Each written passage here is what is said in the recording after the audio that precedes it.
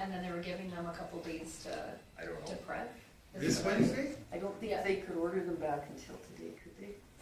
No, because they had to No, set they had to legislature set, to do it. Wayne, you have a meeting? 1,000 teachers calling And sick. it says it's at 1,900 hours, You can't. 1859. It says 6:59, so. I get 7-0 on mine. I'm told.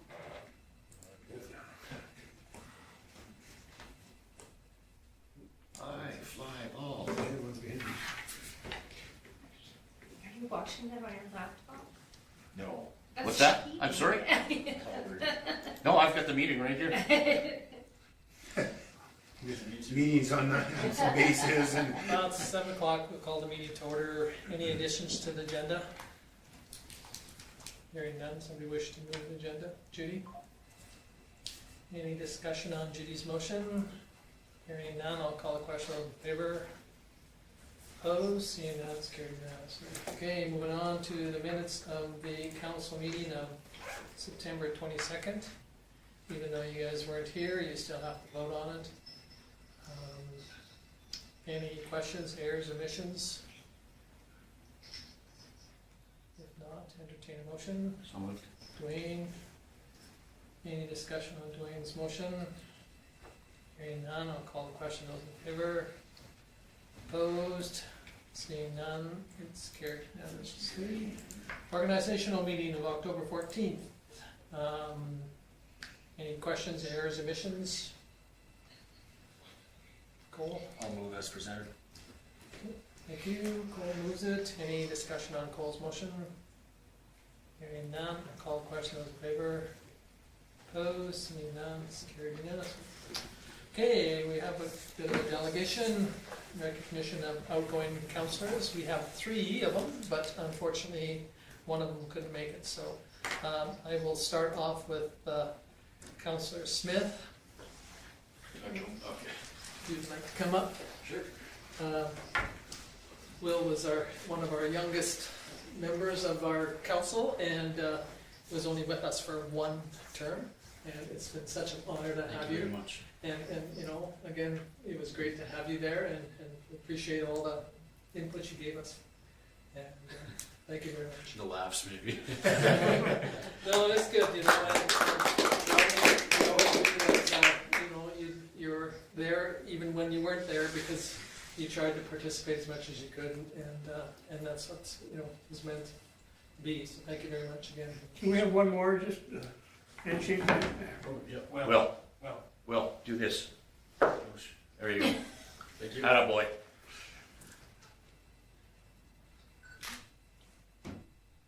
Better? Awesome. Thank you. Is it weird that you look 10 years older than that picture you took there 4 years ago? I feel. Is that what council does? Is that what council does to you? Great. See you later, Will.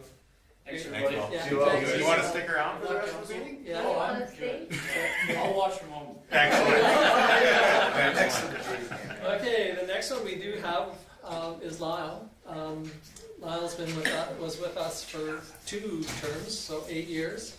And it was again a real honor to have Lyle with us for the 8 years. He was on a lot of committees. The major one was NPC.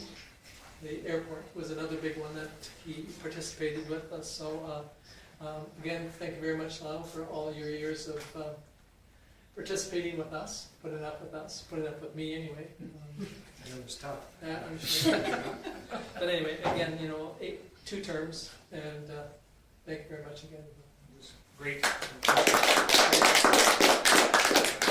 And the other one that we had was for Barbara Moore-Coffey. She was on for 1 term, but unfortunately she couldn't make it tonight. But we'll get her either, I'm not sure whether... We've got her plaque already. Okay. And again, Lyle, you're welcome to stay if you like. Oh, I think I appreciate it, but I think I'll watch it on. Yeah. YouTube as well? Well, I watch this and then maybe watch the meeting. Oh, okay, yeah. Okay. Excellent. You just- Watch the game in the background. Just come in every half hour and tell us a story. Yeah. There you go. Thank you very much, Lyle. Okay, so moving on to the correspondence. We have the appointments to the SDAB and the ARB boards. And we've already done these appointments, and they send this out so that everybody's aware of when the terms end. So, for instance, Cole's, with his term ending in 2025, we just update it with his new appointment, and his training's still good till 2018. And you'll see later in the meeting, Lyle has let his name stand as a member at large on this committee, and then I believe Richard's gonna go do the training for the assessment review board. I forgot about that. Yes, I did. So this is just an update of what they have, because you guys as council are responsible for these boards, so making sure that you're aware of who's appointed and who's not. Do they send me something? Do they reach out? We'll line it up through. Okay, through perfect. Karen, yeah. Right on. Our computer time. Okay, any questions on the Roman River Regional Services Commission letters? If not, we'll move on to Grant Hunters. Grant has, he comes to Mayors and Reeves all the time, and this is his contributions to the Mayors and Reeves. We're quite fortunate, like he generally participates quite well, and like on this one here, it's 22 pages, so most of them are 20 pages. High as 40. And we try and share it with everybody. You know, it is slanted because it comes from him or from his side of what he believes is going on and what's going on. But it does spark some interesting reading, and so we try and get it out to everybody every month after Mayors and Reeves. And so Karen usually just adds it to our agenda, just so that you have an opportunity to see what the government's doing or not doing, or you know how they're proceeding with it. Any question on Grant's letters or letter? Okay, if not, then we'll move on to the thank you letter from the Tin Man Support. Go ahead. For council's knowledge, this usually comes out right after the event, but it got lost in some stuff, so yeah, this is why it ended up this late in the year. So. Yeah, so yeah, most of us realized that it was done months ago and in July, but anyway, or in June I should say, apologize. And so it's nice that they acknowledge that the support that they get from the council and from the staff at the pool and the public works and the rec department. So, any questions on that one? Okay, hearing none, we'll go on to Fortis Alberta's. This is just an introduction for Cody. If you do have somebody that has issues with Fortis and that, this is who we put it forward to. It's an introduction for you guys as council, but because he's a representative for the municipal councils, and now in a situation like that, you don't have to reach out to Cody directly. You could bring it to me, and I can get Cody to respond as well if you do have an inquiry that needs a response from Fortis. Okay, any questions on the Fortis one? So those are the 4 correspondence items. Anything on any of those 4? If not, entertain a motion to go. Richard? Move we accept the correspondence. Okay, thank you.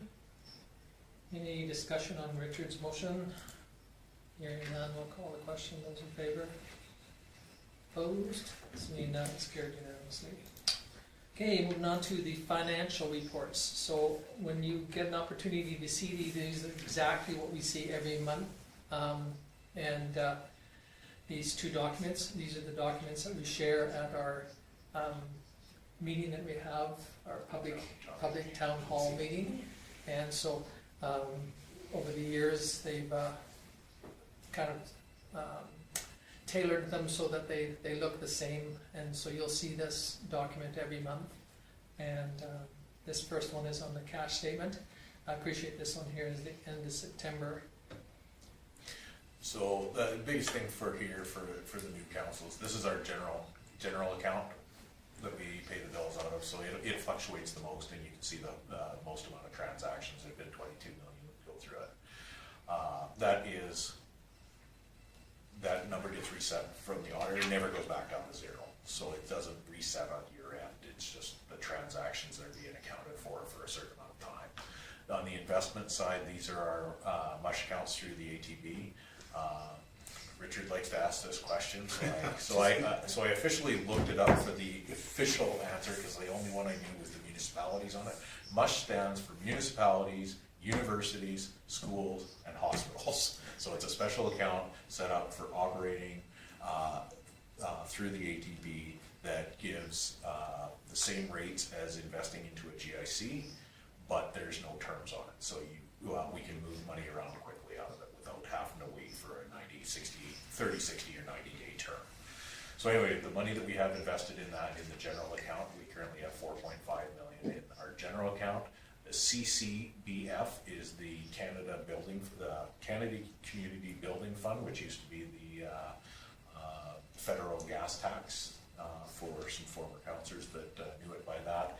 And then the LGFF Capital is the Local Government Fiscal Framework, and that's the new acronym that they have for what used to be the MSI Capital. And those two are grants that we get in every year. They don't actually allocate funds to us until we allocate projects to it, and then we put the money in and then pull it out of these accounts. We generally, through the LGFF and the Canada Building Fund, the Canada Building Fund is about $150,000 a year, and the LGFF is usually it's getting close to 500, but it can be as low as 4 and as high as 550 is the most we've seen out of that. The province has set it, so it should be a little bit more consistent because they've set it now with growth. So, Question? Yeah, I was just wondering, will we see numbers in the LGFF down the road rather than a zero balance? oh yes, it just Okay. means that we don't have anything allocated for local government fiscal framework. Any applications, they haven't sent us any money yet for it. But when you see the planning documents, you'll see a whole bunch of LGFF Okay. allocations in there. And then the GIC for the flags, that's a separate account that, we've got 20,000 in there. We only use the interest theoretically to purchase flags. Yeah, and the purpose for it will always be on our books because it's held in trust. And so when they did the original flag program in town, it was done in the early 80s when the interest rates were really high. So they put 20,000 in there, and the interest that came off of it was supposed to maintain all the flags in perpetuity. Of course, interest rates dropped to 1%, and that doesn't pay for that. So we've had some groups like the Lions Club and service groups that have kicked some money in for that. But as Tom said, we try to use the interest off that for flag replacements, those sort of things. But it's not enough, so we still have a line item in our budget as well for doing the maintenance on that. So that 20,000 will just stay at 20,000 until the end of time. How often are we replacing flags? Oh, Once to twice a year. yeah. Okay. Not as often as some people think Yeah. we should, and more often than sometimes we would like. But unfortunately, flags don't they don't last with the winds. And we've tried lots of different programs, and lots of different groups say, well, we buy from company A and their flags are better, but we've never been successful at. Yeah, we currently are getting our flags from a company called Elfrida Enterprises, and they're the same flags that they're using on a bunch of the provincial buildings and that are holding up better in the wind. But again, it all depends on the season. Mm-hmm. We try to get as long as we can out of them. You will notice that a lot of the flags get changed very close to Remembrance Day because of the attention on flags at that time of year. But we also have residents some that feel that they need to be changed the instant they get tattered, which again, that expense, that program was started by community members and is no longer supported by community members other than through tax dollars. So. All right, any other questions on the cash statement? If not, I entertain a motion to. Chris? I accept financial reports The cash statement, and the cash statement and the year-to-date statement. No, We we'll gotta- we do still them have to, separately. we have to do those They'll be separately. separate. So, It's a separate. so just a cash statement. Yeah. Okay, any discussion on Chris's motion? Hearing none, I'll call the question, those in favor? Opposed, seeing none, it's carried unanimously. Okay, thank you. Now we'll move on to the year-to-date. And again, this is the document that you will see every month. And it is the document that we use, again, like I said, at the public meetings. So this is, again, our year-to-date, it breaks down the categories, it's what we present at the town hall meeting. It gives you a general review of the entire budget.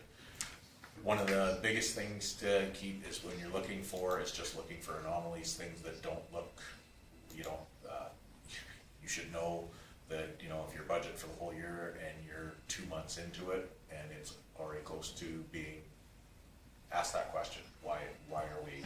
And usually it's because it comes in a one month some payment for something, or, so the only thing really that stands out on this one that I would bring up if no one asked would be under FCSS. You'll see that, sorry, Oh, there you go. lost it. You see that it's $200,000 in income more than what was budgeted, and that was because they got the transportation grant, and because FCSS runs through our agreement is with the province. They give us the money and then we forward it to FCSS, so because this was not budgeted for, that's why it shows as, so it's an in and out, so it shows that their expenses are a little bit tight, but again, there's $200,000 that went out, and their expenses are what we pay out for all the villages, and it's already predetermined, so we know it will break even at zero at the end of the year. The other thing that I do want to point out is this comes every month, as Tom said, but you will not see it in January, February, and possibly March. And the only reason for that is you pass an interim budget in December. It's not the actual budget, so we can't do those numbers until you actually approve the budget. You don't do that until May. So we try to give you close, but we also, this is a public document. You can't take it as gospel if you guys are changing the budget, so. And then also too, when you take a look at some of them, like when Kim says, some of them are a one-time payout, and sometimes they're paid out in one time. Like some municipalities pay them out over 12 months. We have never done that. And the school one is given to us by the government. They're the ones that give us the figures, what their expenses are gonna be. In previous years, sometimes we've guesstimated, and then if we have a surplus, we save the surplus over for the next year, and then, but the last few years, it's been fairly close.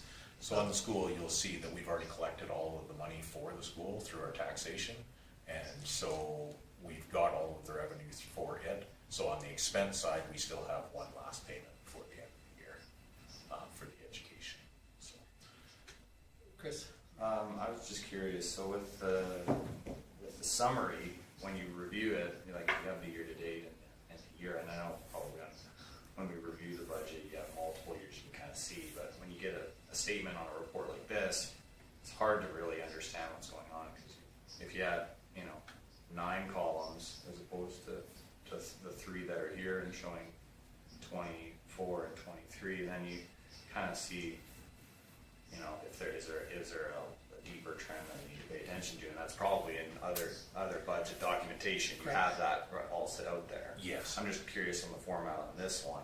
Like, why is it? This is just a monthly report. Because a month. Council's already approved this budget. They've already Yeah. beat up every line inside of it through the budget meetings, all of those things. So Yeah. this is just for you to ask those questions. How are we doing inside the budget? Because you've already said it. That's the expectation. Yeah, so there's no sense in having the other columns. Yeah, you're not changing. You cannot, once you've passed your budget, you can't change it because you set taxation based on that. I guess you're So- just looking at the actuals. Yeah. But you're only looking at it for the 1 year. Yeah, yeah, you're making this is a document that, from an administration side, we're making sure that council knows if we're going over budget in an area, or if we're not gonna be able to do a project, there's gonna be a surplus. That's really what you're looking for.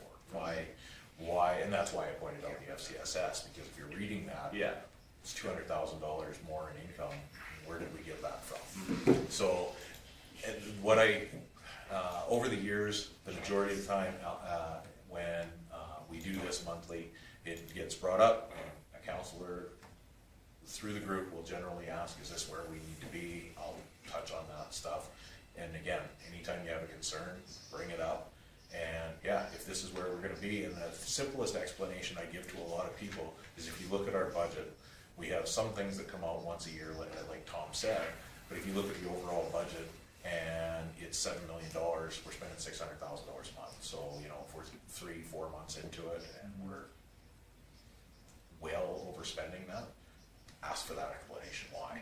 If we're under, we're on par, and you're happy with it and it looks good, because again, you'll find out when we sit through those budget meetings, you beat that thing to death looking at past years, and that's what you pay your department heads to do, is pre-do all of that calculations of, okay, the last 10 years, we spent this much on chemical, this is what we're asking council to spend for next year. kind of Yeah, thing. So, Okay. Okay, any other comments or questions? Okay, if not, somebody wish to move this report? Judy? Okay, Judy moves the summary period for the end of September. Any questions on Judy's motion? Hearing none, I'll call the question. Those in favor? Opposed? Seeing none, it's carried unanimously. Okay, reoccurring grants. So this is another document that you'll get an opportunity to see again, but being that they're starting the budget process, this is one of the ones that we need to, kind of clean up, so. and so we looked at it, the amendment in the budget is actually just this schedule, so you will see these in our annual budget.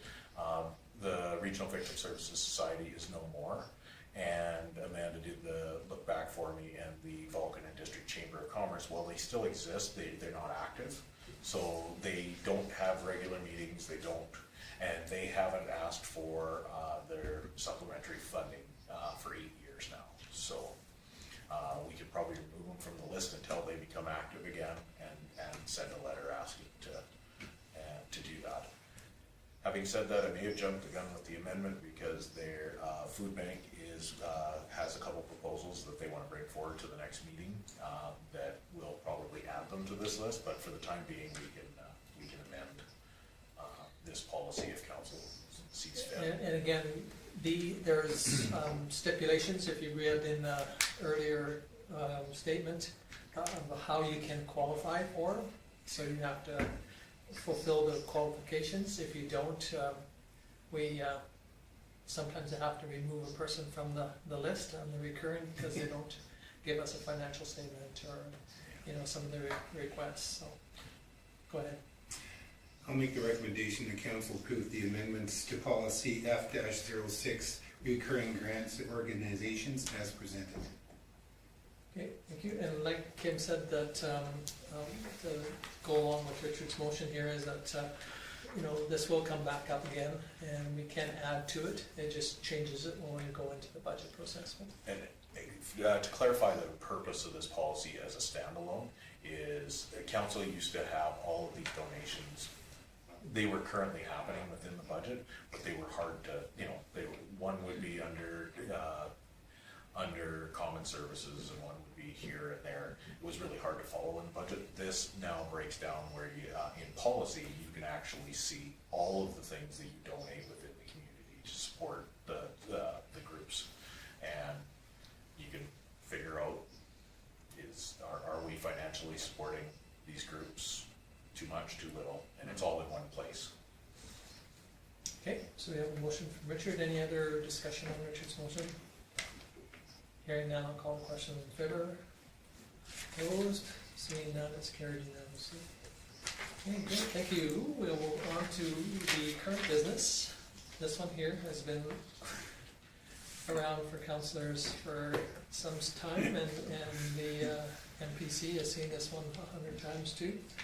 But, So I've been working on this for a significant amount of time. as you guys all know, this is, we're kind of, the long, short version of this, we're working backwards to something that should have been done 20 years ago. There's a subdivision done, lots defined, all of those things, but there wasn't an actual plan on how this would get finished. So I have tried to build a very good working relationship with the current developer that owns the majority of the lots out there, and tried to establish that trust. We got to a point for that, and then he asked me if I could do it, and that puts me in a conflict trying to write something for him and for us. So I got him in contact with a consultant who has done a significant amount of this work. He sat down with me at the beginning of the process and said, this is kind of working its way backwards, but what do you want the end game to be? And the end game being is a straightforward plan on how this is going to be developed in an orderly fashion, and basically confirming that as development moves forward, development agreements will be signed for the different phases, or where the next, because once the development agreement, that's where the teeth of it come for holding people to FCCs and engineering drawings and all this. This is a grand scheme of this area and how it's going to be finished. So for those of you that have been around and watching it for 20 years, this is probably a document you should have seen then. But I did, Carl was able to provide this to us. It's going to be a document that a statutory document that we're going to put. Doesn't have as much teeth as an area structure plan. It's not going to get registered on title, but it is going to hold every title out there to have to be in a development agreement to be developed on. What does the developer think of this? He's the one, this is his document. So he presented it to us. And he's cool with that? He is. Well, his consultant is. and he confirmed with me that the developer is. Yeah, okay. I'm just gonna walk away from that one. So, this is the closest we have ever had to having one developer with a consistent plan on how they're going to. Yeah, and unfortunately, too, in hindsight too, there was lots of partners involved in this process, and they disappeared or changed hands or whichever. So this tries to put it all together in one document. So Yeah, and this is a huge opportunity. Where we had a whole bunch of different owners out there for a while. It was really hard to talk to anybody about a development agreement. Actually having one owner out there, the timing of this has worked out really well. And what took the most time is convincing the developer that this is as much of a benefit for him as it is to us. Like we want the consistency to know how this is going to be developed out, but it also gives him protection should he want to sell the whole thing. Here's the plan that goes along with that on how this, nobody else is going to come into this the way he came into it, where it was just piecemealed all over the place, and he had to kind of try to pick and choose where he was going to work. This will, if he decides to sell to somebody else, this is the plan on, they can take it and go home. Here's how we're supposed to be moving forward. And so that's probably the biggest benefit to this. From the town side, you guys now have something that should somebody ask you, how's this development? Well, there's these 4 different sections, and they're, depending on which one makes the most sense to go, and when he decides to move forward with them, there'll be his own separate development agreement. Could this be married to the land that the town's purchased from Healy? Or are you going to have to No, that's reinvent the wheel again? No, that's sold, and it has an area structure plan. Okay, Yeah. So there was a plan, unless they want to alter that plan. Yeah. Yeah, well, I'm going back a few years Yeah. when it first came up. And Yeah, and it. so that the town has sold that? Yes. Okay, perfect, thank you. No other question with regards to that? Yeah, and a condition of that sale was they're gonna move forward inside the area structure plan. So, Okay, Yeah, that was advertised, applied for, and developed, and so there could be some alterations in that, but it's pretty well done. but it'll have to go through the MPC when it does. Sorry, probably a stupid question, but which area are you talking about? On which one? The last one you were Oh. just discussing, the one that's been sold now. That's the 60 acres that is south of the Allen subdivision. Okay, So it's a hayfield right now. okay. So, and this is the remainder, as you saw in the maps, this is the remainder of the Whispering Creek Greens development. Okay, that's cool. I'll make the recommendation that council adopts a Fairways/Willows conceptual scheme as presented. Okay, thank you. Any further discussion on Cole's motion? Hearing now, call the question, those in favor? Opposed? Seeing none, it's carried unanimously. That's 10 years in the making. Yeah. Okay, we're moving on to 2025 Family and Community Support Services Association's conference that Councillor Sanderson would like to attend. Councillor Sanderson has attended this in the past. I apologize to Councillor Sanderson, she did have this information into me well early of even nominations, I believe, but because we weren't sure about how we'd go with an election and that, she chose to hold off until this meeting to put things forward. So the conference is in Edmonton on November 26th and 28th, and has you've attended in the past, and it's been quite beneficial. So. Okay. Richard? I'll make the recommendation that council authorize Councillor Sanderson to attend the 2025 Family and Community, you just cut me off. I've just Do you got want my glass to No, stay it's, here? yeah, just, okay, no. Do you want me to finish it? No, that's fine, it's just she put the vote thing up, it just came, okay. What did you hit? Anyways, I will approve that. That councillor authorize Councillor Sanderson to attend the 2025 Family and Community Sports Services Association of Alberta Conference in Edmonton on November 26th to 28th, 2025, and let the related expenses be remunerated as per policy A12. Great, thank you. I have that word in it, that's why you didn't make that. Okay, so Richard moves this. Any discussion on Richard's motion? Hearing none, we'll call the question. Those in favor? Opposed? Seeing none, it's carried unanimously. Okay, MPC member at large. Again, this has been a shuffling of the deck chairs, but go ahead. I'll make the motion that NPC member at large be appointed as presented. Okay, so we'll let council appoint Lyle Magnuson for the 2-year term. Any discussion on this one? Hearing none, we'll call the question. In favor? Opposed? Seeing none, it's carried unanimously. Okay, moving on to the Regional Assessment Review Board member at large.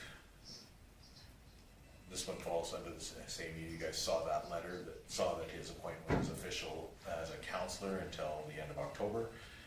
Because his training is good till 2028, he's more than willing to let his name stand as a member at large on that committee. And seeing that one comes with significant training and whatnot, it's very beneficial to have somebody in our community that's already trained, that's available to go.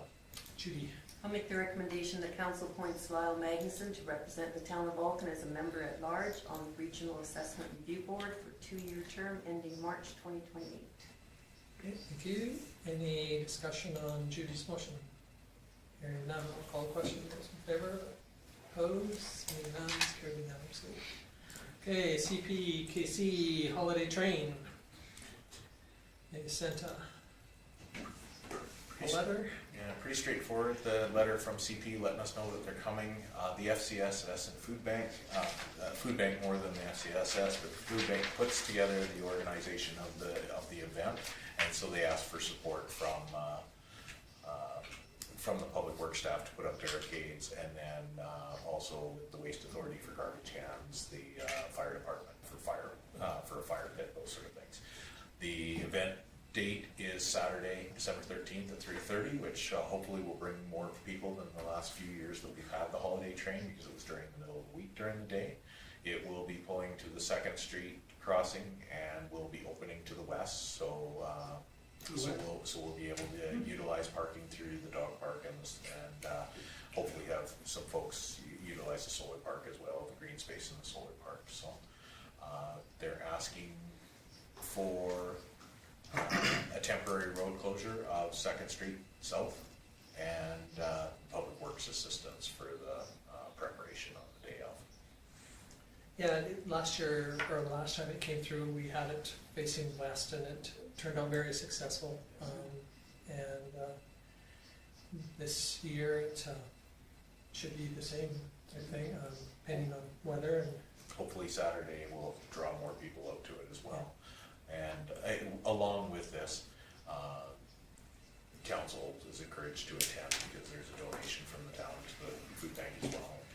And same with CP donates to the food bank, which is a nice gesture too, that they usually have a couple presentations and so. No indication of what talent might be coming? Oh, yes, yes. I didn't see that. Bare Naked Ladies. Bare Naked Ladies. Yeah. Oh, really? Really? Yeah. Wow. Where's that at? Farms? Oh, it was on Life in The Vulcan. band. Was it? The band. Yeah. Never mind, it's not going. Never mind. The purpose, in reading the purpose, the Canadian Pacific Kansas City Railway has announced that the holiday train will be in Vulcan on Monday, December 13th. Looking at the calendar, it's a Saturday. It Is is that They the Saturday. just made a Typo? little Yes. whoopsie. Yes, it's a typo. Well, I'll make the recommendation that council approves that the Public Works Department assist for the preparations for the CPKC Holiday Train event in cooperation with Vulcan Regional Food Bank Society, and that council approves temporary road closure for the CPKC Holiday Train event on 2nd Street from Service Road to First Avenue South on December 13th, 2025. Okay, thank you. Any question on Wayne's motion? Hearing none, I'll call the question. All in favor? Opposed? Seeing none. And of course, they requested that I speak or bring greetings from the town, so, which is a normal one that we do. There's quite a few things that as mayor you'll hear me participate in, but that was one of the ones that they sent it to us earlier now so that we can. Okay, moving on to the committee of the whole. So this is the first chance for council to look at the budget. We have to have an interim budget done by December, before the beginning of the year, and you only have one meeting. You only have one meeting in December, which is the December 9th meeting. So we'd like to sit council down for a full day and go through the interim budget of the things that we know are going to change going into next year. And then that's your first real kick at going through the line by line and the historical. And we bring in all of the department heads for that. So this is why we'd like to have it as a 10 o'clock meeting throughout the day. And again, so you don't have to pay overtime to your senior staff to come in and explain to council, because you're also paying council to be at the meeting. I would, if we could have it, if you wanted it on the 25th, I don't know if that's one of the days you picked, but if we could have it at 9 in the morning, would that be doable? Because we're heading up to Edmonton for the FCSSAE. Right. So when I looked at the calendar, you guys get back from, sorry, I'll get to October, November. So you're at convention for these 3 days. We get back and I have to prepare for a council meeting on the 24th. So this is why I suggested. How long are you gone for, Judy? 20? We come back to Friday, the 28th. November 24th to 28th, so it's 25th is the only day that Judy works can. for I could Judy. do the 24th. I mean, we have council. We have council that night, Right. and I'm open to it, and I know Chris spends Monday and Thursdays, is that right? Yeah, I could maybe make a concession. Chantel? I'm open to any of those days. Okay. Yeah. Starting at 9 o'clock doesn't bother us, it doesn't bother me in here, I prefer to have the Monday to get ready if I could, because of course, getting all of the documents, I have to have all the pages laid out for you, and then for Stu, Chris, Amanda, for them to come into a meeting first thing on Monday morning when they're trying to get everybody going is also a little bit of a So if Tuesday the 25th works for everybody at 9 AM, and again, it's leading up to the interim budget, so Judy, you've been through the process enough times, there's not gonna be huge changes, so if you want, if you do have to take off a little bit earlier, but we can definitely start early and see if we can get done earlier. If you want, we'll bring in lunch for that, so we can stop for half an hour rather than everybody leaving and coming back as well. Okay, so does it look like it's a go on the 25th? I mean, you're the only other one with a daytime job. Well, is that what you call that? Well, I'll make it work. Usually, lately, in the past number of months, Monday has been a day that I go into the city for stock. And if I've got everything lined up, then the crew can come in and they can just go to work on the 25th, so I will make it work. Sounds like you might be able to get Chris to pick up stuff. Yeah. How are you good with the furnaces? So Tuesday the I want to 25th, configure it. Yeah. Tuesday the 25th works for everybody, and we'll change the time to 9 AM in that motion, Sure. if Okay. that works. I'll make the recommendation that council approve committee of the whole meetings to be scheduled at 10 AM on November 25th, 2025, for the purpose of reviewing the draft interim 2025 operations budget. Can I change that to 9 AM? Are you agreeable to that? 9 AM? Yeah, sorry. Excellent. Okay, any discussion on Chantel's motion? Hearing none, we'll call the question. Those in favor? Opposed? Seeing none, it's carried unanimously. Okay, Rona House proclamation request. Again, this is something that we see by lots of different organizations. Rona House is one that's on the Pie River, and so, cool. Did you have something to add before I make a motion? No, normally our proclamations come through our correspondence, but because Rowan House, they're an every year ask, we already have things prepared, so we just do it as a current business item. I'd like to make the recommendation that the mayor and council proclaim the month of November 2025 as Family Violence Prevention Month. Okay, any discussion on Cole's motion? Hearing none, we'll call the question. Those in favor? Opposed? Seeing none, it's carried unanimously. Okay, council reports. So again, on this one here, there are some written ones that we receive. And then there's some that we will do verbal when it comes up. So the council reports are ones that we've received. So starting off with the Marcus Foundation.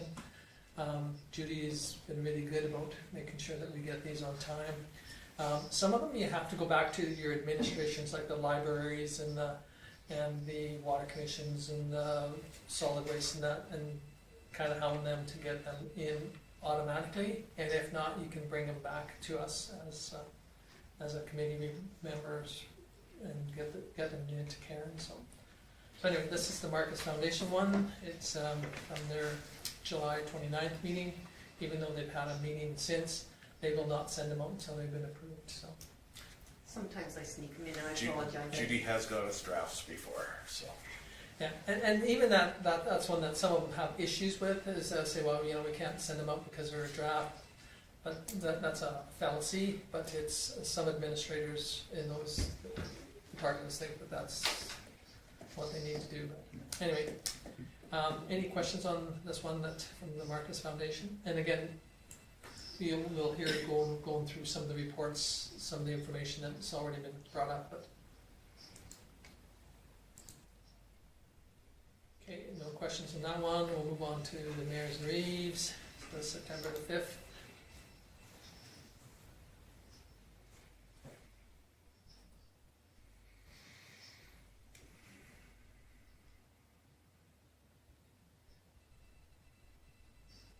Okay, any questions on that one?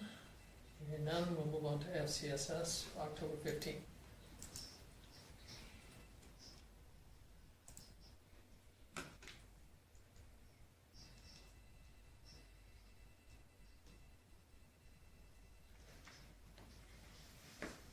Okay, any questions on that one? If not, somebody move to follow these reports. Richard? Any discussion on Richard's motion? Hearing none. Call the question, all in favor? It's carried. Anybody opposed? It's carried unanimously. Okay, moving on to the verbal ones, Councillor Sanderson.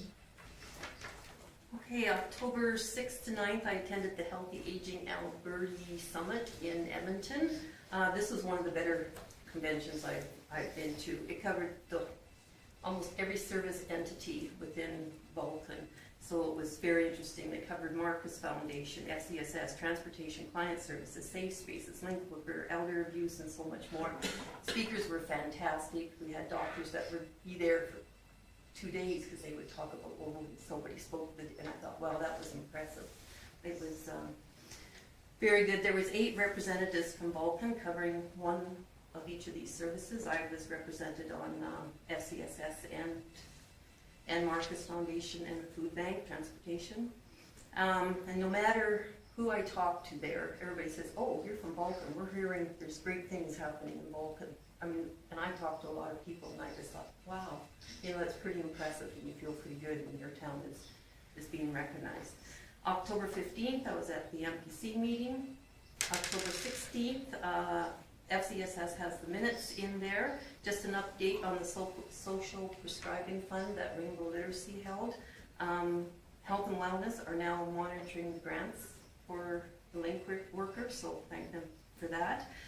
We were also just advised that we can use the $25,000 that was left over that was delegated to Rainbow Literacy from the grant, that we can use it for programming. So that's good news. And I just wanted to share a few stats. I use a lot of acronyms, so I'll try, if you guys forget them, but RDN, which is our Rural Development Network, and which it's a nonprofit organization that collaborates with rural, remote and indigenous communities. It supports low-income homeless, does a lot of government work with forms to support people in our communities with financial needs, budgeting, and assistance filling out forms and talking to government personnel. So that's it kind of in a nutshell. And it's one person that's just part of her job, and she's extremely busy. That's Rhonda. So client services for September that she looked after was the town had 32 people, Vulcan County had 7, Arrowwood 11, Champion 7, Carmen Gay 11, Lowman and Mossley had 1 each. And just to let you know that September hampers were at an all-time high of 61 hampers going out in September. October 18th, I attended the Elks 100. I don't know if it was an anniversary or birthday. I think it was birthday, was it? This was a great evening. I know Richard was there, Tom was there for sure. And I was honored to be able to go up and accept a check for $2,000 from the Elks for the food bank. So it was a nice evening. I give long reports, I apologize. I know there's a game. October 21st, Seniors Building Committee, we have a Teams meeting, and we started doing a monthly one with Kristen, who is the Alberta Government's Director of Capital Planning and Programs, and Maureen, our consultant. So we meet at 9 a.m. once a month. There's a lot of acronyms here, so I'll explain those to you, and if you have any questions, you can ask me later. And I've been reporting on this committee for 4 years. I'm working on this new lodge for 4 years. So this was our monthly check-in that was started a few months ago. AHPP, so we submit AHPP grants to the government to help build our lodge, and that is Alberta Housing Partnership Program and CMHC, Canadian Mortgage Housing Corporation. So when we first started, she said, do you have any questions? And Kelly Nelson asked the question because we've been put into, just to bring you up to date, because we've been refused 3 times for the HPP grant. So this last debrief we had with the government about 4 months ago, they said it's not a regular debrief because you're being put into the Seniors Modernization Program. So we assumed that was for renovations. But Kelly was at an ASHA meeting, that's Alberta Seniors and Community Housing Association, and they said that the modernization program's not just for renovations. You could get a new lodge out of that. So she wanted to know, is that true? Can we get a new lodge out of this modernization program? And Kristen said yes. We could still get a new build, but still needs government approval for this. They haven't approved the modernization program, but we're in it. But it's not approved. So, but they were going to do a soft launch on an unapproved program. And they are not releasing the framework for this program at the time, but we're in it. And so we would still need to submit an AHPP, but our app wouldn't go through the regular affordable housing, it would go through this modernization program. That way we're not competing with all these hundreds of people that are putting applications in. And there is no cost for us to reapply, which is good, just add escalation costs, because we have paid our $97,000 seed funding back to CMHC. We did that a few months ago, and we got that 4 years ago. So that $97,000, and we put just under $300,000. So Marcus Foundation, on its own, has put in almost $500,000 to get lodged that we don't have. So that just kind of brings you up to date. Lorene did advise us then that CMHC was going to cancel our application, Marcus's Foundation's application into the CMHC program. And Kristen knows our CMHC rep, Alicia Magwood, and she advised Lorene to send an email right away and ask them not to cancel it. And she stopped it immediately, the cancellation.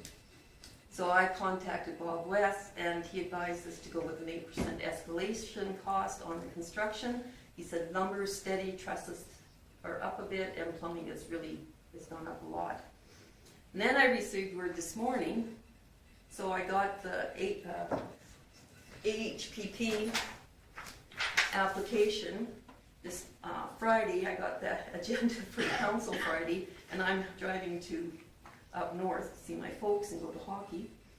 And we received word I haven't had a chance to really look through it, I found a couple errors.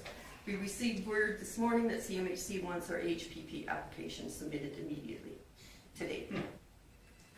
So, and the reason is the government needs, federal government needs a reason for CMHC to hold that open for us. So if we have it in and have proof that our HPP has been received by the provincial government, then they'll hold our spot. So it's been quite a week. So we're still going to want, because nobody wants to move into the inside room. So that's one of the reasons why we've always haven't been accepted, because one of the points is you have to have a waiting list. And we don't have a waiting list because those rooms are so tiny inside windows. So that's why they're moving us, I think, over to this modernization. So we want statements from staff, residents, community members, and I want to take pictures of the lodge rooms so the government can see what it's like. So we'll get that in within the next week or two. So we were shocked, obviously, by this turn of events, because it just sort of happened right after council. It's just been kind of rolling, our other meeting. And so we're trying to be careful not to be too hopeful. And the Marcus board is still going ahead with the 3 self-contained units in Milo, Arrowwood, and Vulcan, but we won't have time to submit because we've heard, it's not official, that it could be April for the new HPP launch. So we're going to look at grants fundraising and see if we can get 1 or 2 of those going anyhow this year. What are you hoping to see for funding? Pardon? For funding, what would you hope for if you were to run Well, something till April? Back then, we were, what was it? Because we wanted to do 30%, and I think we had to do a bit more of our own. We've got funding secured from all the communities. I went to look that up today, and I'll get that for you at the end of the week. How's that? Yeah, sure. Yeah. Sounds great. Okay, any other questions for Judy? Well, here it is here. Marcus Foundation, 3,602,000. Doesn't have the total here. 32,979,620 is our cost. So that's what you're looking for, funding, like fundraising until April. Is our cost, and then member municipalities 1,500, and then town of Vulcan and county. So have done contributions in kind. Are you looking for the total cost of what the new launch, what? the- No, because not I can- that, Cause I can cost, do, just what her targets are. oh, okay. to like- Well, we have somebody that's willing to give 200,000, they've been willing for the last 2 years, and they've been kind of waiting, so I don't know if that's still on hold for us, so we haven't done any fundraisers, because, I mean, if we've done fundraisers for years, and then we have nothing, Mhm. and then you gotta give everybody their money back, Yeah. so we haven't, we're waiting for a go-ahead, and then we will hit the road running with trying to raise more money too. Okay. Thank you. Thank you. Any other questions from Judy? If not, thank you, Councillor Richard DeVolt.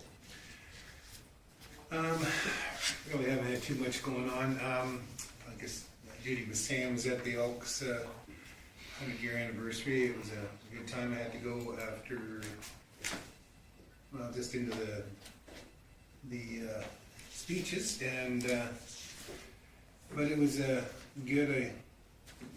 I got to listen to half of Tom, so I guess I was happy. But anyways, it was good. I was at a thing today in Red Deer and got asked by a taxpayer, how come we don't know who's on the council? And to which I said it would be on the Vulcan website. Well, it should be on Facebook. I don't know. It was on like that. It was. It was. That's, Yeah, no, that's fine. you know people. So I said, well, I would ask, so here I am asking, expecting that answer. And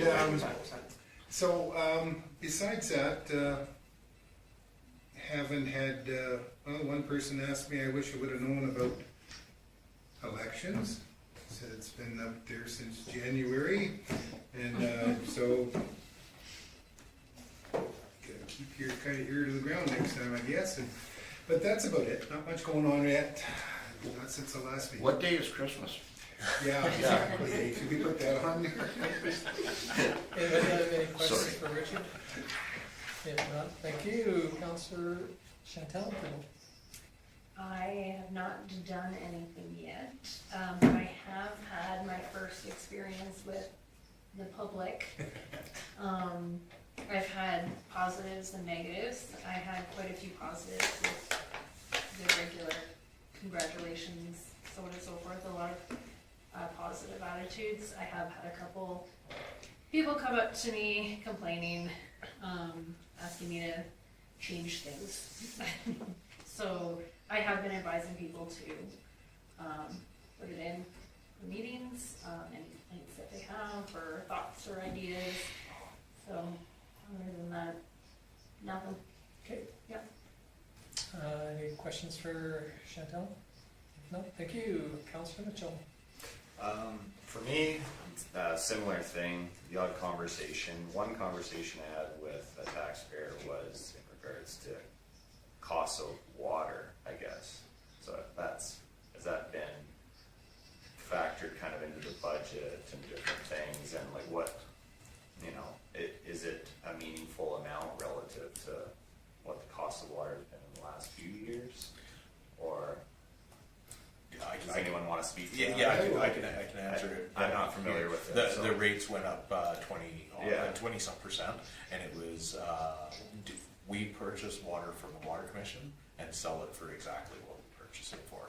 So And that's just the going rate. And the Water Commission is moving to a self-sustaining model. So they're including their reserves, loan payments, things like that in the cost of water. So, yeah. In comparison to most municipalities, we are cheap. So if you're willing, if you are, speaking to businesses on coming into the industrial park, as an example, you can compare that water rate to other municipalities that are. Well, and we're And significantly we're significantly still less. at a discount relative to others that Yeah. could possibly. We're gonna pay $2.92 a cube, which is 1,000 liters. Mhm. That's what it's gonna cost. That's what it costs to make it. And in there's some operational reserve going in there, but all that has to be accounted for. That's like Tom and like Kim were saying. I think Moss Lee's paying over $8 You know, like water's expensive to make and to treat. Raw water is totally different. We try to make it that when the big breakdowns do come, there's a reserve factor there that we can absorb that. Like we have to, I think trying to think of the price on that pump at the dam, and am I thinking 200,000 or 300,000 or At least 200 and something thousand? It's over 200,000. 200 and something thousand for a pump. So that's just the pump. Right. You know, so all that has to be figured into all this stuff. So, like Tom was saying, or Kim was saying, it's gonna self-sustain. So it's user pay. So if you wanna have the greenest grass in Vulcan, you can expect a big water bill. This, and I said this, and I was kind of upfront about this with everybody, is if it rains, we're gonna look like heroes. If it's a dry year, we're not gonna be people aren't gonna be happy with us. But for the long play, it's the thing to do. The easiest explanation for conversation with the taxpayer about the water rates itself is that we purchase water from the Water Commission, which we're a member of, and we pass it on without marking it up. So we sell the water for exactly what we get charged to make it. And we don't make the water, we buy it from the commission, which is made up of the town, the county, Carnegie, and Champion. So I guess another thing is when you're putting in, like, say you're a business is wanting to come into town and you're advertising different things. Because our water is cheaper than a lot of other municipalities that may be nearby, that's a selling feature, right? Yeah. So would make sense to put that into the document of a proposal package, right? Yeah, and some of it is, I mean, there's, once we get into more the budget process too, you'll see there is incentives that we do offer. And we really haven't gone out and beat the bushes as much as we used to. We've tried different processes over the years. We used to have VBDS, which did some of our advertising and stuff like that. And so, again, some of those things will be brought up, and some of those suggestions would come forward on that. So. Yeah, just to know even 3 or 4 other places that were closed, like what kind of rates are they paying? Yeah. And then that's an easy layup to talk to a taxpayer about and go, well, these guys pay this or roughly this within a reasonable range, and then so that deflates the argument a little bit, right? Yeah, and then also too, I mean, some municipalities, depending on where you're at, it's up to the developer to come up with the water licensing, and if you know anything about water licensing, it's a frozen basin, so there isn't any licenses. You have to buy somebody else's license, and as soon as you buy it, you lose 10% of it back to the province. So if you buy 100 acre feet, you're only getting 90 acre feet, even though you paid for 100 and the province took 10 back. So I mean, it's there's lots of moving parts to it, but again, if there's no easy answer to some of those questions. Just to let you know, Chris, so what spawned all this moving forward was 2 years ago during the drought, the province said mandated that we have to make a cut back on water usage. So that's how this all started developing, was to make it that if you cost water, and I mean it was $1.93 a cube. $1.93 a cube, and so we started breaking down everything, and the smaller municipalities, to make them more efficient and everything, the town absorbed a chunk of that change, and it's fair. It should have been, like Kim said, it should have been done from the get-go, and it wasn't. And I voted. In fact, I think I moved it. I think it was the right thing to do, and I still do, because water was kind of subsidized in a roundabout way. I'm a big believer in user pay, and this makes it that way. So, like I say, if you want to have a green lawn and you want your garden up this high, you have to pay for that privilege. And that's just the way, and I'm like that, so, And a lot of municipalities, and we're one of them, exactly what Richard said, is that we've tried to say, like the sewer, water, and garbage, are all ones that are use your pay. They're not, we try to not subsidize them by taxation, even though we do to a degree. But we try and make them as an amenity that if you wanna use it, you pay for it. If you don't wanna use it, you don't pay for it. The province has made a very significant move the last few years in our financial reporting, and anything that we're doing user fees on are supposed to be self-sustaining as well. So you're not supposed to be taking, if you're charging a fee for it, you're not supposed to be taking tax dollars and subsidizing it. So And so some- that was yeah. one of the reasons why the Water Commission is trying to get, they operated with different levels for everything. Like, so we made loan payments over here, and we made administration fee payments over here, and then we bought water at this. But the overall cost wasn't being equally distributed, so they made the move to just, here's how much it costs to make a cube of water, that's what we're gonna charge. And of course, it jumped significantly especially for us, because we use it, for the town of Vulcan, we use 80% of the water from the commission. So everybody saw a pretty good rate increase. Yeah. And that's what got that conversation going. Yeah. But comparatively to communities around us, our water rates are significantly lower than a lot of places. So we're still doing all right. So is there a place that someone can look that up? Is there information that I could guide this person to? Or, Yeah, Other than that, send it to me. That's my job, is to explain that stuff. Yeah. Why we do it. And there are some other areas too that when you have that question asked, again, forward it on to Kim, because sometimes some of that information is gleaned and gathered, like taxation, what our tax rate is compared to Nobleford, or what our taxation is compared to, Lethbridge, Calgary, whatever, and then again, there's a lot of weeds in some of that, and you Yeah. have to kind of follow and go through those weeds, but yeah, I again, just don't wanna put myself in a corner and say something. Yeah, I so- just wanna be able to lean on if there's public information, I can guide this person to. Yeah, Prefer that. and that's, as a counselor, that's what you have me for, is on the Yeah. administration side. It's my job to find that information and pass that on, so you never have to answer that on the street. I can give you all the stuff to answer if you'd like, but Right. you don't have to answer that on the street. Okay. You don't set the water rates in Vulcan. No. Just what you do is carry nomination paper and say, I'll sign your nomination paper. So they I can should have one of those. Yeah, in my pocket. exactly. But I mean, the they'll simplest, complain, but they won't get involved. yeah.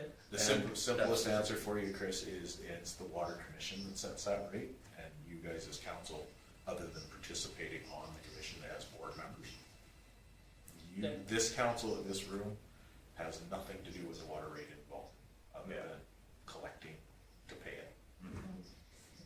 Okay, Okay, Thank anything you. else? no, that was the one conversation I had. Okay, sounds good. Any questions for Chris? If not, thank you, Councillor Hill. Boy, it just seems like 8 years ago that I've heard all of this before. I have the Vulcan Hospital Foundation meeting on Wednesday night, which I'm looking forward to going to. Other than that, I guess it's good that I'm traveling outside the town because nobody talks to me. So that's the only thing I'm looking forward to reporting on that. I have not heard back from any meetings coming up with the other committees that I'm sitting on. Things are going as well, but I mean, when Mr. Mayor was talking about water rights and water licensing, and as I said, this was 8-10 years ago that the same conversation comes around again, and if they're not gonna get involved, I don't know what to tell them. I really don't. Other than, again, use our CAO as a sounding board, and Okay, any questions for Dwayne? If not, go ahead. Oh, go ahead, Chris. You look pretty excited to sign up for health and wellness. actually, You I jumped right on it. Yeah, so no, I'm curious. really. Curious. The reason what you're being excited is, about on that. and I've had quite a number of conversations with Ms. Work with regards to it in the past. And it's an area that, from my previous experience on council, that I never thought too much of. I was on other committees, just to glean more information with regards to how the whole operation works, meaning town of Vulcan being involved.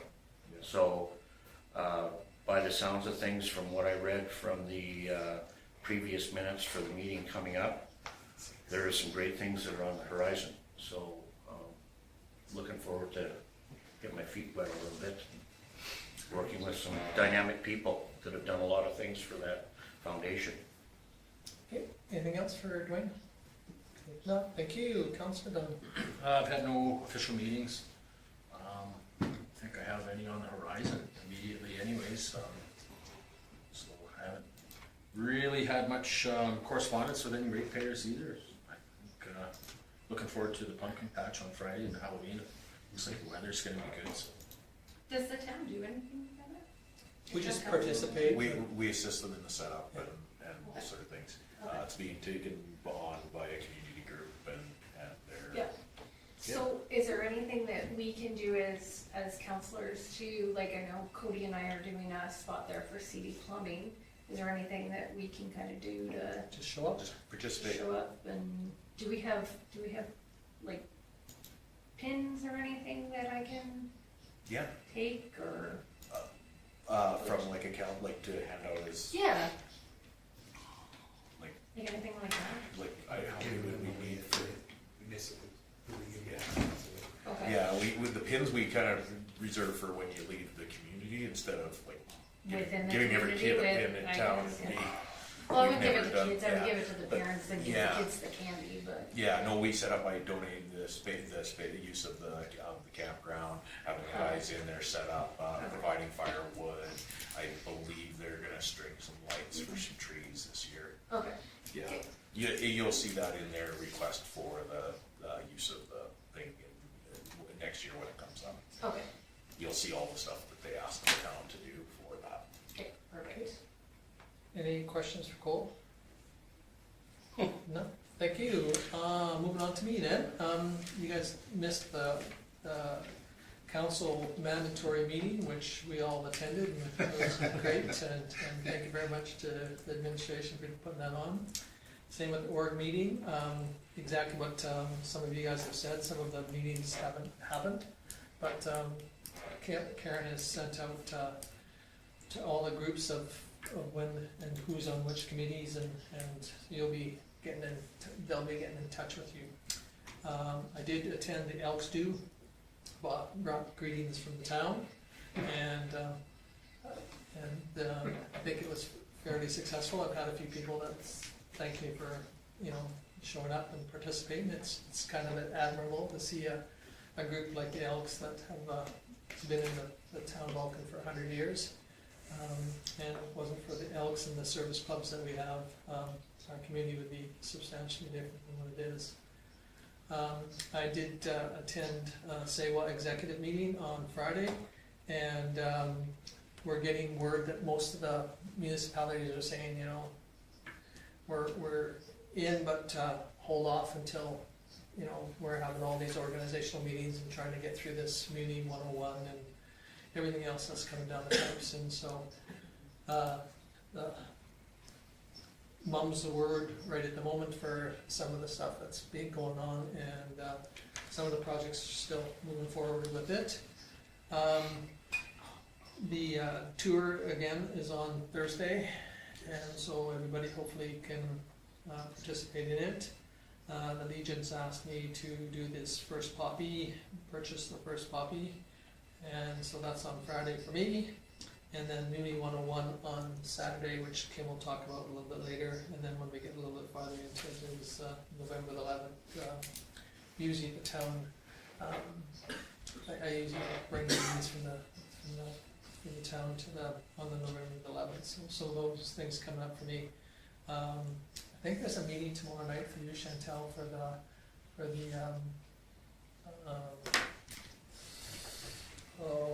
retention and committee. It's on tomorrow night, I believe. Okay, and then you said that they're going to, these committees are gonna reach out to us? Generally, With they reach out to information? you, yes. Okay, But, with that one there, should I maybe reach out? well, it just, this one here, you might not have got it though, because it just as a reminder that because of our next scheduled meeting falls on Remembrance Day, we'll meet on Tuesday, October 28th at 5 PM in the small hospital meeting room, so. It's tomorrow night, it's at 5 o'clock. If you can forward that to Karen, Karen will get it out into Chantel's, Okay. calendar. All right. Okay. Okay, I haven't heard anything yet, but, yeah, no, that sounds good. So anyway, so that'll be on tomorrow night. But there's, you know, You said at 5 PM? it's at 5 PM at the Okay. hospital Okay, in the small meeting room. I have no idea what. Yeah, just as you Oh, walk in, it's it's there. on the right-hand side. Okay, Yeah. perfect. Right there. Okay. Yeah, so over the next, like Kim had said earlier, over the next, couple weeks, couple months, there'll be hundreds of different meetings that'll be coming to you guys, and hopefully you can attend as many as you can. And I think that's pretty well it for me, unless somebody has some questions. Okay, if not, somebody wish to file the council reports. Richard? Any discussion on Richard's motion? Hearing none, I'll call the question. Those in favor? Opposed? Seeing none, it's carried unanimously. Okay, moving on to the action list. So, as you can see, the outcome of this list is anything that you make a motion on that needs action. This is how we keep track of it. So everything from our last meeting in September has been addressed. If they're in gray, they've been addressed, who took care of it, and how. This one, I wanted to ask council, I've waited 4 years for this. This has been on since 2019. There was a presentation and council made motion to support the proposed Star Trek based installation of, they were looking at a Bird of Prey, which is the Klingon side of the Star Trek thing. There was a group gonna put together a thing to put a similar statue to what we have at the end of Main Street in a different location in town. And this working group was going to work to fundraise, get all this done and put it, and we haven't heard from them since. So I want to see if there's permission from council to wipe this off the activity thing, and should they want to move forward with this, we have it all documented in the minutes. Should they want to move forward with it, we'll have them do another presentation to council, and I can remove it from this list because it's been there since 2019. I'll make a motion to. You don't even need to make a Don't I? motion, you can just give me direction to take it off of my report. Do it. Delete row. Yes. Karen will be very happy to take that one off. Okay, So what you'll see at the next meeting will be exactly the same thing. It'll be the motions from tonight. If something's still outstanding, it'll still be in white. You can ask me questions about it. Generally, once you guys have made a motion for something, we tend to try to get through it as quickly as possible. So, as you can see, something that sits on there for 5 or 6 years drives me crazy anyway. So, this is the easiest way to keep track of what you're doing from the motions that you've made at council. So, if there's nothing on that, I'll move on to my CAO report. This was from, and I'm the only one that will report to you at every meeting with a written. The department heads all do it once a month, and so it's just a monthly update from Public Works, bylaw. We have the fire department do an update, and we also have community services do a full update on tourism recreation. So mine come every month. They look very similar. I prepare for the meetings. Mine are every 2 weeks. So we had the September 22nd meeting, and you all had a chance to read this, so I'm not going to hit on any of the mundane stuff, but I will point out I was able to execute the 2026 to 2028 FCSS funding agreement. It's done. I'll answer the question before you get to the Alberta municipalities thing. There was no increase in FCSS funding over the next 3 years, so it's exactly the same as it was before. So I contacted Dawn, let her know, which is why some of the proposals for additional funding are going to come to council within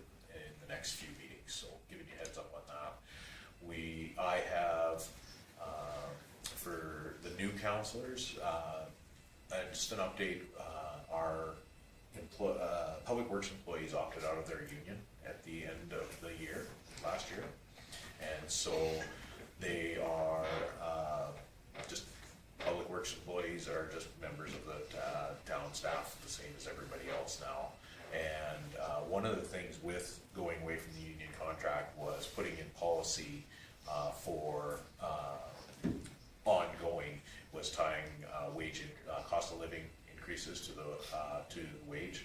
So we tied it to the September CPI for Alberta, and then there's no argument about, should somebody get, this is across the board when we're doing our budgeting, we will do a COLA increase for that. And so I finished that research. The CPI change for September to September was for this year was 1.9%. So and then I also completed the Alberta, the MSC wage survey. They got that out to me. I did all of our comparisons of our wage scales inside of the survey, and the survey was for communities, as you know, communities under 5,000 for towns, but not including villages and summer villages. And there's a couple of our wage scales that I am going to do an adjustment on. Council has not ever formally reviewed all of the wage scales. You can if you would like, but that's again, we need to put together, so why we put it in policy to actually do it like this. So for the new councilors that are here, and if council would like to do that when we are doing our budget in the spring, I can show you how everything's been put together and how things have been updated. So that, I've got that all done anyway, so that will be able to go into our interim budget. So coordinated with the Legion and Tom for Remembrance Day activities and that first poppy. And then because, as everybody knows, we do our tax sale in November, so next week, 17th of November will be our tax sale. We currently have one property. I did worked with two separate residents on clearing arrears, so they won't show up next year, which will be really good. So we work at trying to get arrears cleared up so that people can get on the tips, because a lot of times when they get into the arrears, a lot of times their penalty will be more than what the arrears payments are. So once we get them cleared up, it's really nice, and we didn't have to get all the way to a formal tax agreement, which was really nice. So that was worth the time put in. Community member inquiries, development, and the election. A lot of questions about the election. Why wasn't there an election? All those things. Again, we forward the same information that you guys do. We've known about it since January, posted it, all the things, and there is always suggestions on how we can improve on that. The ones that are very valid, we try to work with that. So, council member stuff, conference info. A lot of IT support. I do apologize. I know it's pretty overwhelming to start getting all of those emails and figuring out what you're going to use as a laptop or that for the rest of these meetings. So thank you for all bearing with me as we also updated the Office 365 stuff, which that migration did have some impacts here in the office, and for the org meeting on the 14th went very well. I thank you for sitting through my first time trying to do that training. I think it went very well. So I had formal meetings of interest. I put these on the bottom. These are just things that sometimes you ask questions about, sometimes you won't. Benchmark assessment was in. It was just an annual update and a service review. How often they go through and how much 30% of our properties that they assess every year, and those sort of things. Ryan's happy.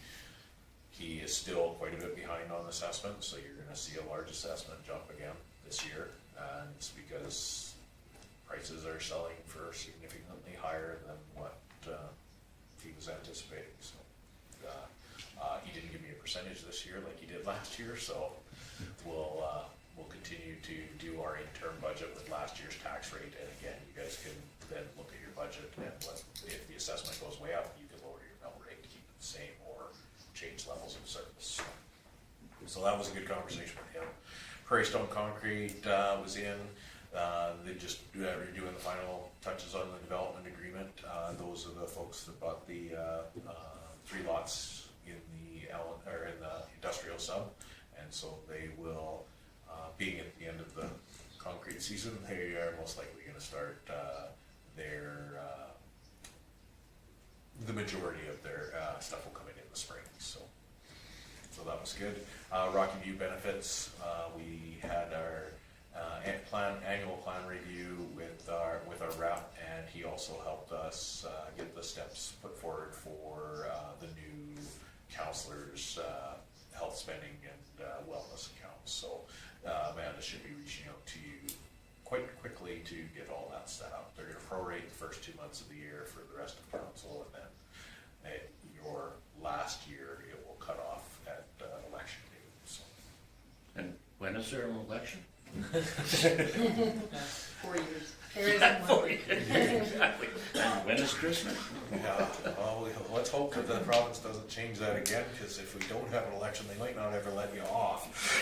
So, Well, we could be like Trump, 3 terms. yeah. Carry on. So that's my report, unless there's any questions from anybody about that. I try to keep it very consistent so that you can go through the good stuff. Any questions for Kim?